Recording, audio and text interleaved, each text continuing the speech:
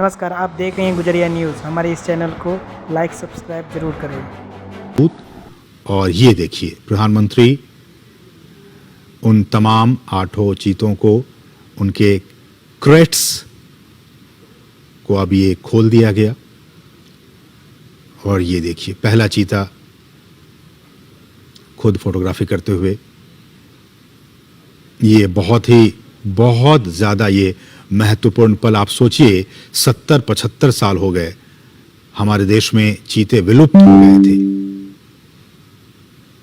और उस विलुप्ति के बाद कई सालों तक बहुत विचार विमर्श के बाद कि आखिरकार फिर से हमारे जंगलों में कैसे चीतों की वापसी हो सके। ये देखिए, ये वही चीते, अब हमारे नामीबिया के ये चीते अब कूनो नेशनल पार्क में पहुंच चुके हैं। ये आसपास के वातावरण को देख रहे हैं, महसूस कर रहे हैं, क्योंकि एक बहुत ही अलग इन्हें एहसास हो रहा होगा नामीबिया के जंगलों से। अब ये सीधे भारत के जंगलों में कूनो नेशनल पार्क में अब ये पहुंच चुके हैं। प्रधानमंत्री इस बहुत ही महत्वपूर्ण क्षण का लुत्फ उठाते हुए और उन तस्वीरों को अपने कैमरे में कैद करते हुए, साथ में आपने देखा मध्य प्रदेश के मुख्यमंत्री शिवराज सिंह चौहान भी मौजूद थे। कुल 8 चीतों को हिंदुस्तान लाया गया है। जैसा कि हमने बताया कि इनमें 5 मादा चीता हैं और 3 नर चीता हैं। इन 8 चीतों को आपने देखा, प्रधानमंत्री ने विशेष जो क्रेट्स थे उन क्रेट्स को खोल दिया गया, और फिर वो सभी 8 चीते अब मुक्त हो चुके हैं। लेकिन ये अभी जंगलों में नहीं जाएंगे। ये एक बहुत ही खास एरिया बनाया गया है। उन्हीं खास एरिया में अभी ये 1 महीने तक रहेंगे, और उसके बाद फिर इनकी लगातार मॉनिटरिंग की जा रही है। मॉनिटरिंग की जाएगी। आप देख सकते हैं इन चीतों के जो गर्दन है उस पर एक कॉलर, जो जीपीएस टैग है वो लगा हुआ है, ताकि इनकी मॉनिटरिंग की जा सके। और मैं उसी पर लौट भी रहा था कि सभी चीतों के गर्दन पर उनके नाम या फिर कोड के हिसाब से सैटेलाइट या फिर जीपीएस VHF कॉलर्स लगा दिए गए हैं। और इसी नेशनल पार्क में जो हम आपको दिखा रहे हैं, ये कूनो राष्ट्रीय उद्यान, कूनो नेशनल पार्क, इसमें एक डेटा डाउनलोड फैसिलिटी सेंटर बनाई गई है। और इस इक्विपमेंट को, रेडियो टेलीमेट्री इक्विपमेंट को खरीदने और फैसिलिटी बनाने की सारी प्रक्रिया 4 से 6 महीने में पूरी कर ली जाती है। और ये जो आप देख रहे हैं इनके गर्दन में, इनको वहीं पे इन चीतों को लाने से पहले ही इनको नामीबिया पहुंचा दिया गया था, और फिर इन्हें ये तमाम जो कॉलर हैं RF ये कॉलर, इनको लगाकर ही इन्हें लाया गया है। रेडियो कॉलर है इन्हें, और इनकी ताकि इनकी जो ट्रैकिंग है, इनकी निगरानी वो हो सके रेडियो कॉलर के जरिए। और फिर इन्हें हम जैसे कि बता रहे हैं कि इनको आइसोलेशन में रखा जाएगा, और फिर इन्हें जंगलों में मुक्त किया जाएगा। तो ये कुछ अहम बातें हमने आपको बताई, किस तरह से वहाँ पे इन्हें पकड़ा गया, और फिर उनके बाद उनको जो तमाम रूल्स एंड रेगुलेशंस हैं उनके जरिए इन 8 चीतों को भारत लाया गया है। 70 साल पहले हमारे देश में बहुत सारे चीते हुआ करते थे, लेकिन किन्हीं न किन्हीं वजहों से वो सारे विलुप्त होते चले गए। कुछ अवैध शिकारियों के शिकार बन गए।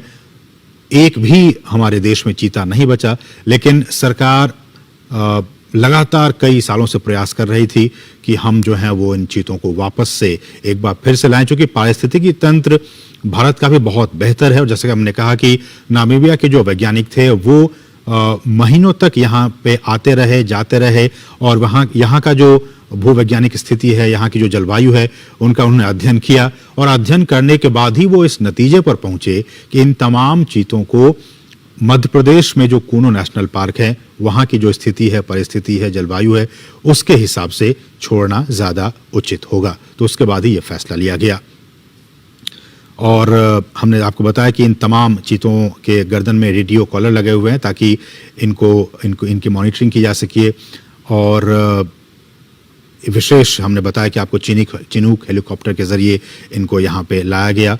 और प्रधानमंत्री मोदी, आप देख सकते हैं, इनको विशेष जो क्रेट्स थे उनको खोलकर, और प्रधानमंत्री ने इनको खुद वहाँ मुक्त किया। वो वहाँ पे अब विचरण कर रहे हैं। जो चीता प्रोजेक्ट है, अगर मैं इसकी बात करूं, ये भी बहुत महत्वपूर्ण है आपके लिए जानना कि किस तरह से भारत में चीतों को एक बार फिर से बसाने की यहाँ पे कार्य योजना बनाई गई और इस योजना के तहत 5 साल में देश के कई नेशनल पार्क में ऐसी उम्मीद की जा रही है, जो हमारे वैज्ञानिक हैं, जीव वैज्ञानिक हैं, उनकी तरफ से ये कहा जा रहा है कि अगर ये ट्रांसलोकेशन और यहाँ पे ये सारी चीजें सही अनुमान के मुताबिक प्लानिंग के हिसाब से सब कुछ ठीक रहा, तो आने वाले 5 से 10 साल में इनके जरिए और भी जो बच्चे होंगे उनको ऐसे उम्मीद की जा रही है कि 40 से 50 चीते पैदा होंगे और फिर उनको देश के अलग अलग नेशनल पार्क में फिर उन्हें बसाया जाएगा। बहुत ही महत्वपूर्ण। अभी तो सिर्फ ये 8 चीते कूनो नेशनल पार्क में आए हैं, लेकिन इन के बाद इनकी जब आबादी बढ़ेगी, ऐसी उम्मीद की जा रही है कि 40 से 50 के तादाद में इनकी आबादी होगी आने वाले 5 सालों में। तो उसके बाद इनको फिर देश के अलग अलग नेशनल पार्क में फिर इन चीतों को बसाने का काम किया जाएगा। और इस कार्य योजना के जरिए, जैसा कि हम कह रहे हैं कि भारत एक बार फिर दुनिया के सबसे तेज रफ्तार वाले जानवर चीता का घर अब बनने जा रहा है और भारत सरकार ने चीतों को फिर से देश के जंगलों में लाने का काम किया है, बहुत ही महत्वपूर्ण काम किया है। और प्रधानमंत्री, जैसा कि आप देख सकते हैं, कितने उत्साहित हैं, खुद कैमरे के जरिए उन तस्वीरों को कैद करने की कोशिश कर रहे हैं। प्रधानमंत्री खुद भी चीतों को देश में लाने और इसे बसाने में निजी, बिल्कुल पर्सनल लेवल पे निजी रुचि दिखा रहे थे और उसी का नतीजा है कि आज ये 8 चीते अब हिंदुस्तान की सरजमी पर पहुंच चुके हैं।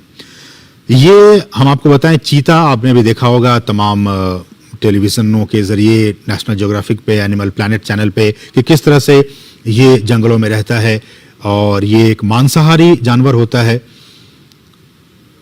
भारत से इसका लगभग 70-75 साल पहले खात्मा हो गया था और कहा जाता है कि अवैध शिकार जो रहा वो एक बहुत अहम वजह रहा इनके एक्सटिंक्ट होने के, इनके विलुप्त होने के।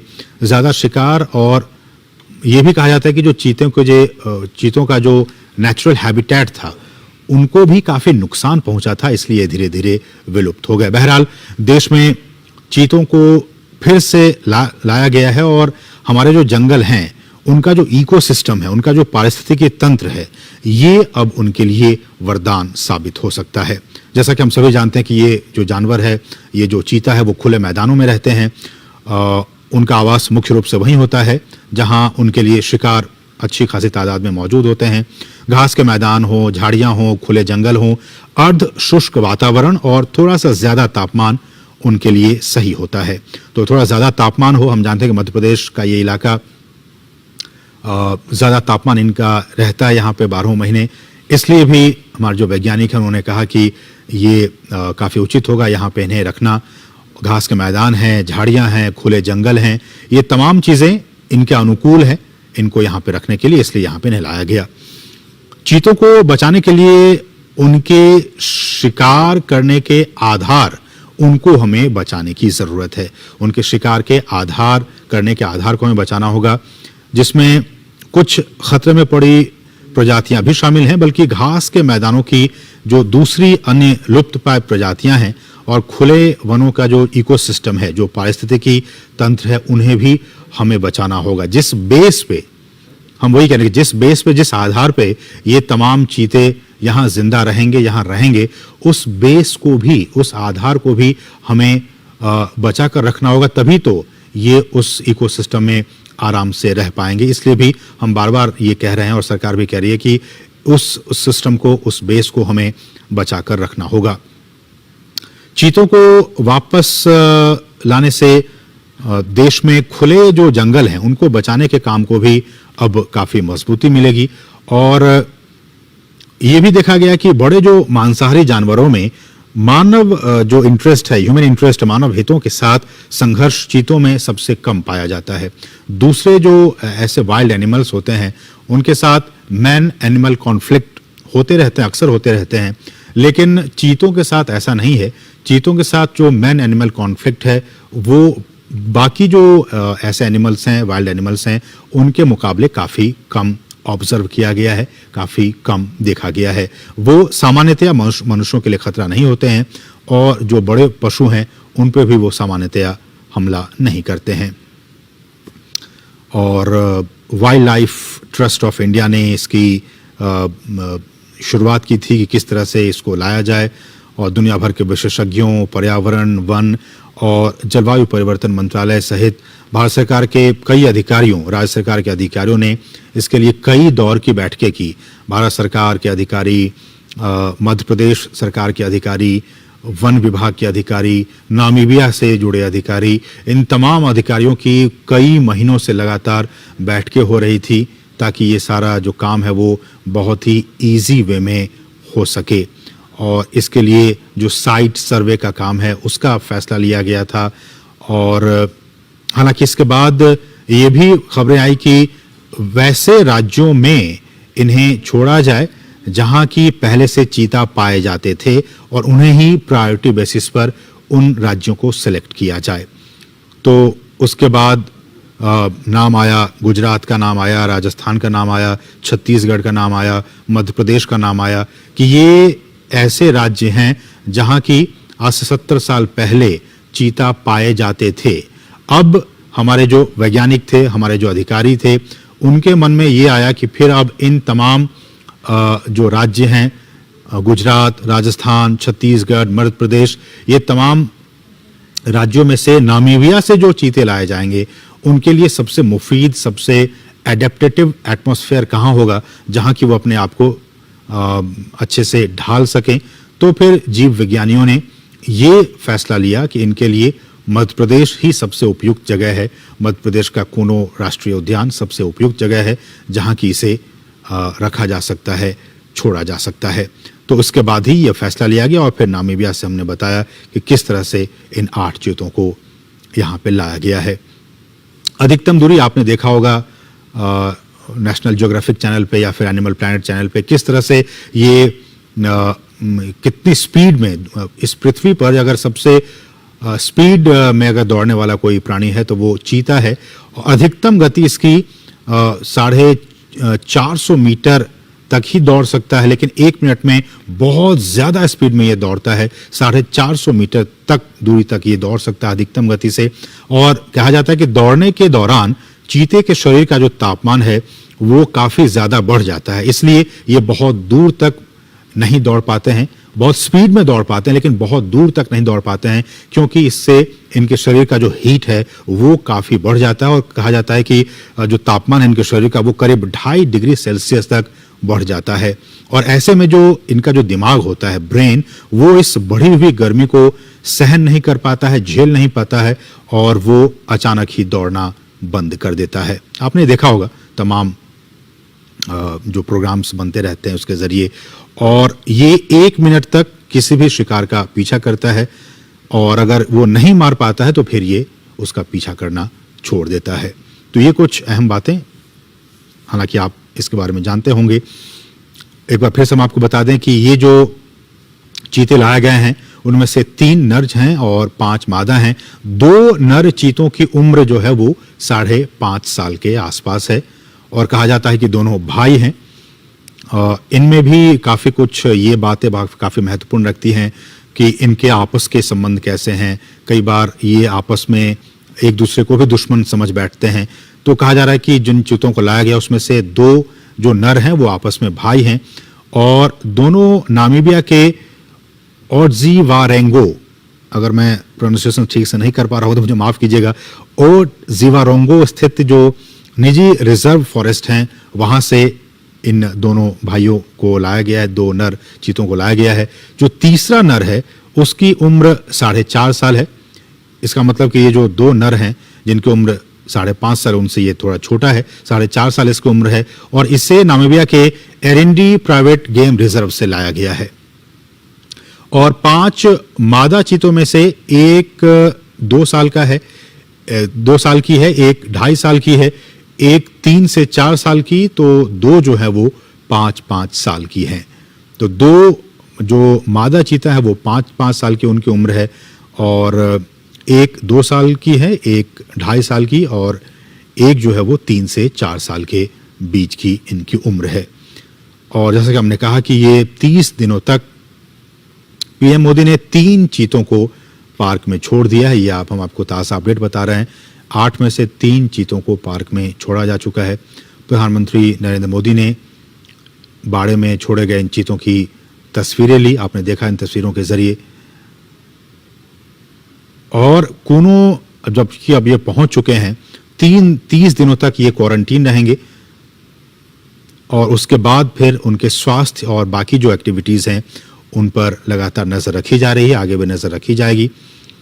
और अगर इन 30 दिनों तक सब कुछ ठीक रहा तो फिर इन 8 चीतों को जंगल में छोड़ दिया जाएगा। और कूनो ये भी जैसा कि हमने कहा कि चीतों के लिए कूनो नेशनल पार्क क्यों ही इसी पार्क को क्यों चुना गया। हालांकि हमने कहा कि गुजरात भी पहले वहाँ पे चीते पाए जाते थे और बाकी जो राज्य मध्य प्रदेश की बात हो, छत्तीसगढ़ की बात हो, ये सारे क्लाइमेट के हिसाब से, इनके रहन सहन के हिसाब से वो सारी चीज़ें मुफीद थी। लेकिन बावजूद इसके कूनो नेशनल पार्क क्यों चुना गया, तो ऐसा कहा जाता है कि करीब 1 दशक पहले गिर के जो एशियाई शेर हैं उनको यहाँ तैयार किया गया था लाने के लिए। हालांकि इन शेरों को यहाँ नहीं लाया जा सका और कहा जाता है कि स्थानांतरण की सारी तैयारियां भी पूरी हो गई थी। शेर के शिकार के लिए जैसा कि आप जानते हैं कि चीतल हो, संबल, ऐसे जानवरों को भी यहाँ पे स्थानांतरित किया गया था। लेकिन शेर के लिए की गई तैयारी अब इन चीतों के लिए, ये जो 8 चीते हैं उनके स्थानांतरण के लिए अब काम आ जाएगी। और मध्य प्रदेश सरकार भी काफ़ी एक्टिव थी। उन्होंने कूनो के अलावा मध्य प्रदेश के ही नौरादेही वन्य अभ्यारण्य हो या फिर राजस्थान में भैंसोड़गढ़ हो वन्य जीव परिसर, इन तमाम राज्य सरकारों की तरफ से भी वैज्ञानिक आकलन कराया गया था और आकलन के बाद ही कूनो नेशनल पार्क में इन्हें छोड़ने का फैसला लिया गया।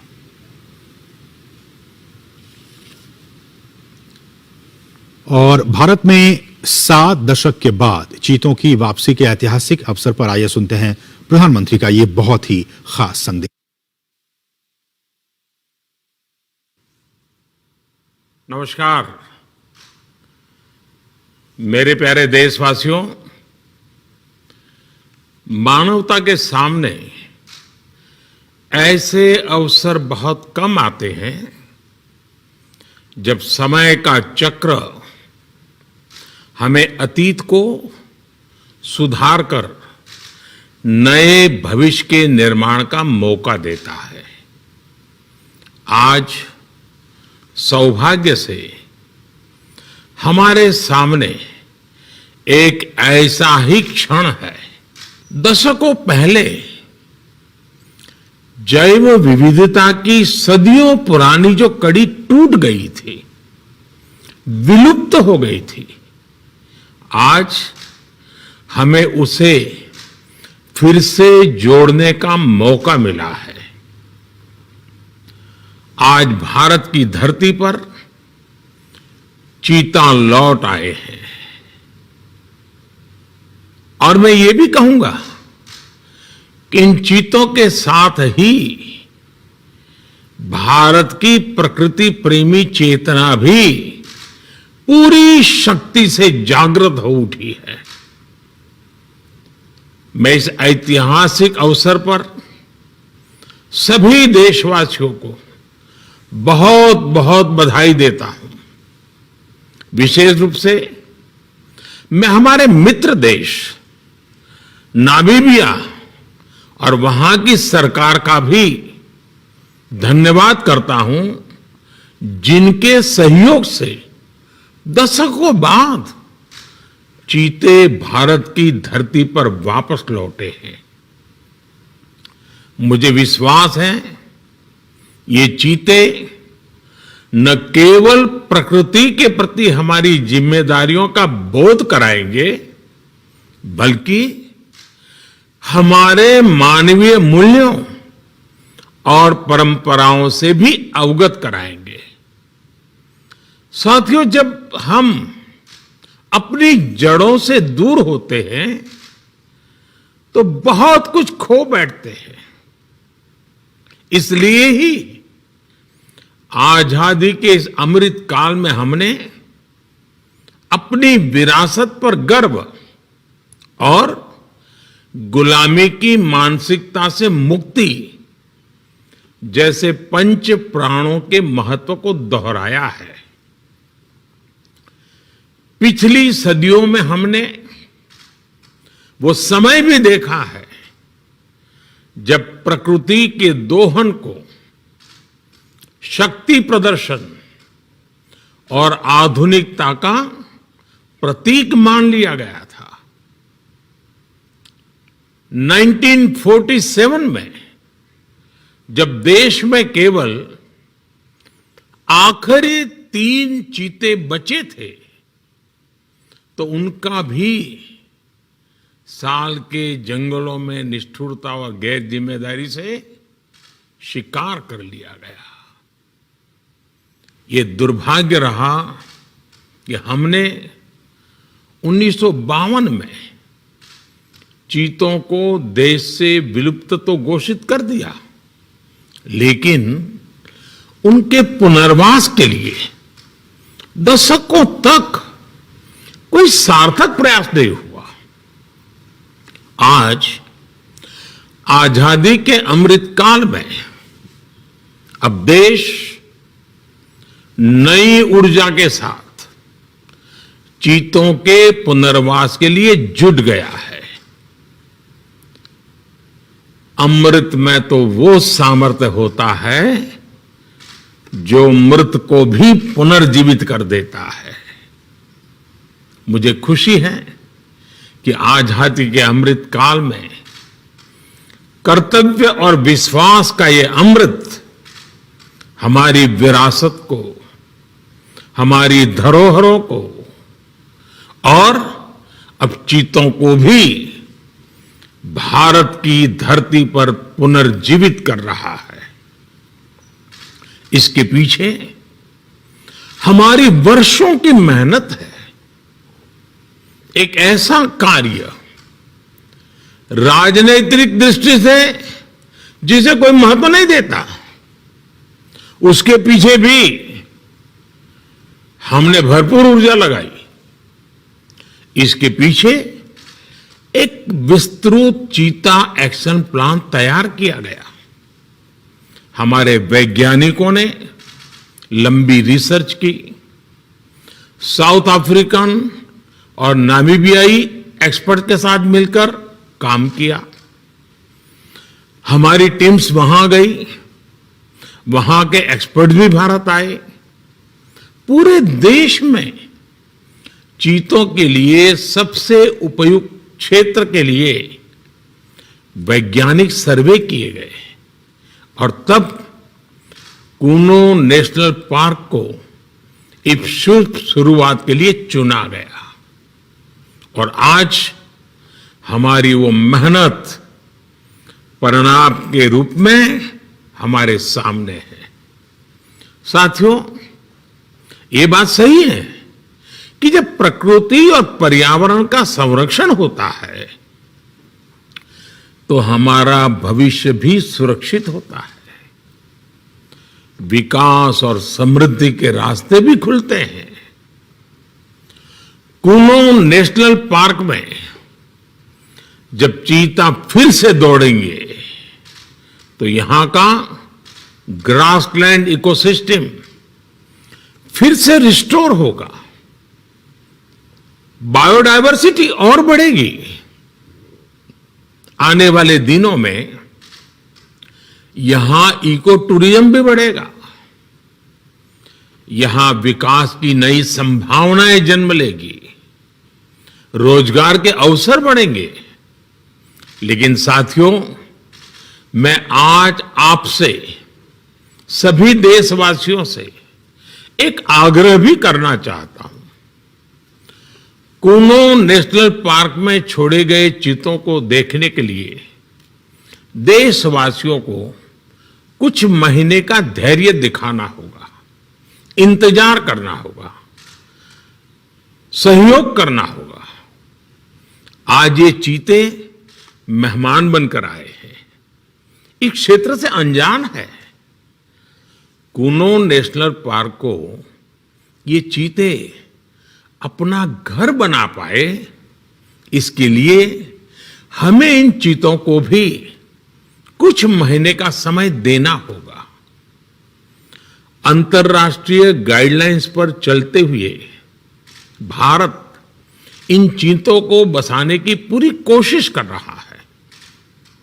हमें अपने प्रयासों को विफल नहीं होने देना है। साथियों, दुनिया आज जब प्रकृति और पर्यावरण की ओर देखती है तो सस्टेनेबल डेवलपमेंट की बात करती है, लेकिन प्रकृति और पर्यावरण, पशु और पक्षी भारत के लिए एक केवल सस्टेनेबिलिटी और सिक्योरिटी के विषय ही सिर्फ है, ऐसा नहीं है। हमारे लिए ये हमारी सेंसिबिलिटी और स्पिरिचुअलिटी का भी आधार है। हम वो लोग हैं जिनका सांस्कृतिक अस्तित्व सर्वम खल्विदम ब्रह्म इस मंत्र पर टिका हुआ है।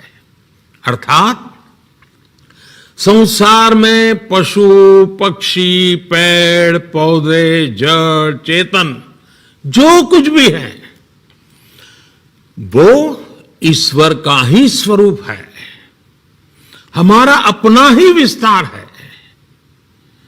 हम वो लोग हैं जो कहते हैं परम परोपकारार्थम यो जीवति सह जीवति, अर्थात खुद के फायदे को ध्यान में रख करके जीना वास्तविक जीवन नहीं है। वास्तविक जीवन वो जीता है जो परोपकार के लिए जीता है। इसलिए हम जब खुद भोजन करते हैं उसके पहले पशु पक्षियों के लिए अन्न निकालते हैं। हमारे आसपास रहने वाले छोटे से छोटे जीव की भी चिंता करना हमें सिखाया जाता है, बचपन से सिखाया जाता है।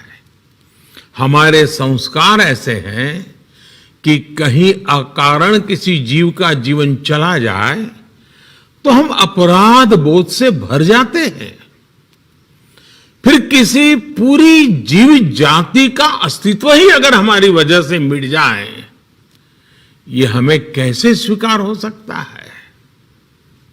आप सोचिए, हमारे यहां कितने ही बच्चों को ये पता तक नहीं होता है कि जिस चीता के बारे में सुनकर वो बड़े हो रहे हैं वो उनके देश से पिछली शताब्दी में ही लुप्त हो चुके हैं।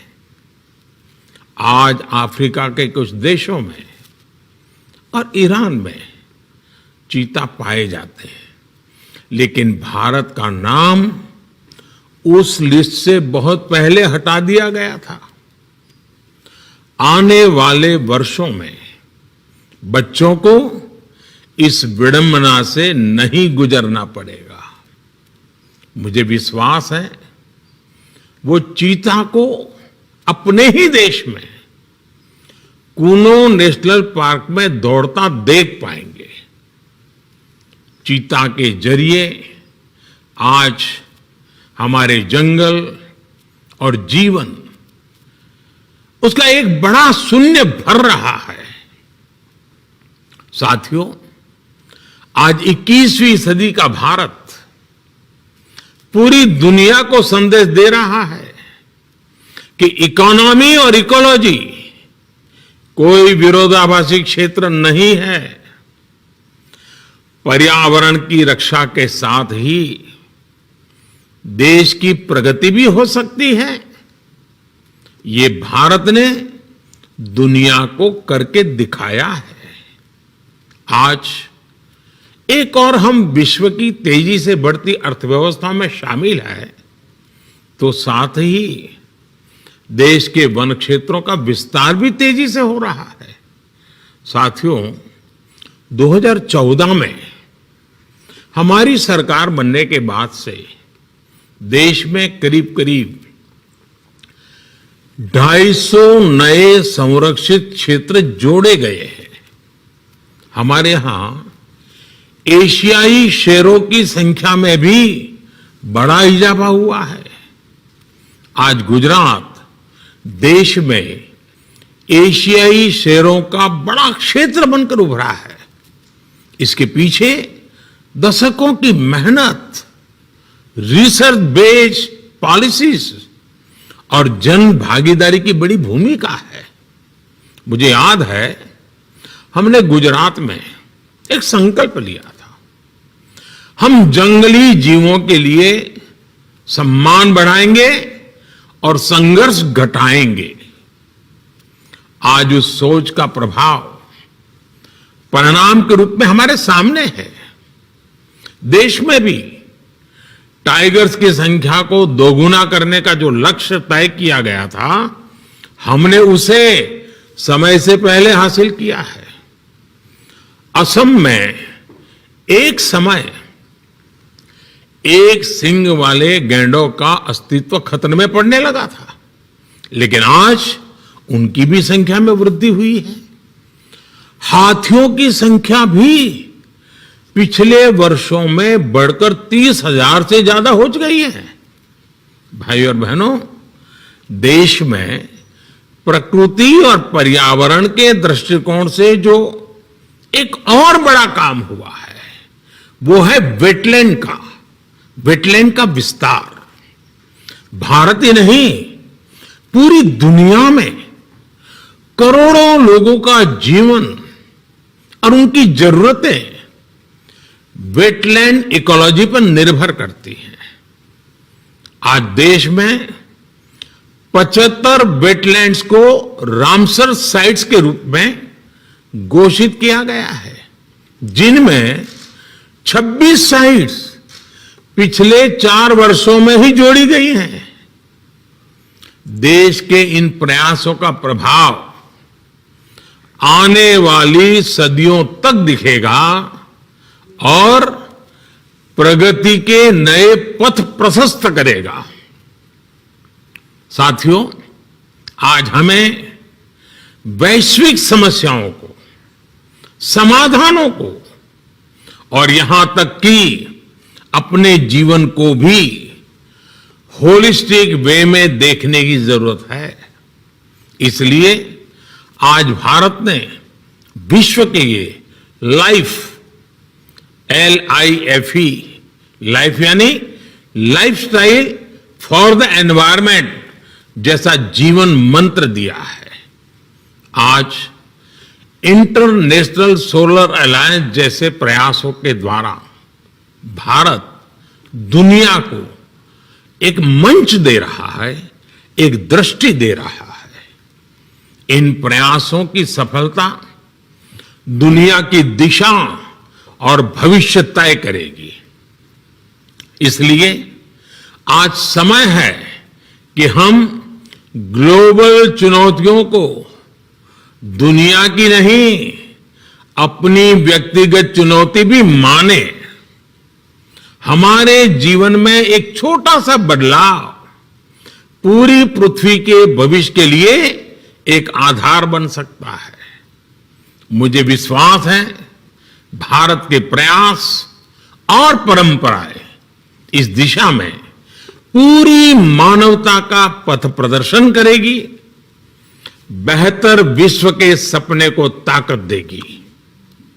इसी विश्वास के साथ आप सभी को इस मूल्यवान समय पर, ऐतिहासिक समय पर बहुत बहुत धन्यवाद देता हूं, बहुत बहुत बधाई देता हूं।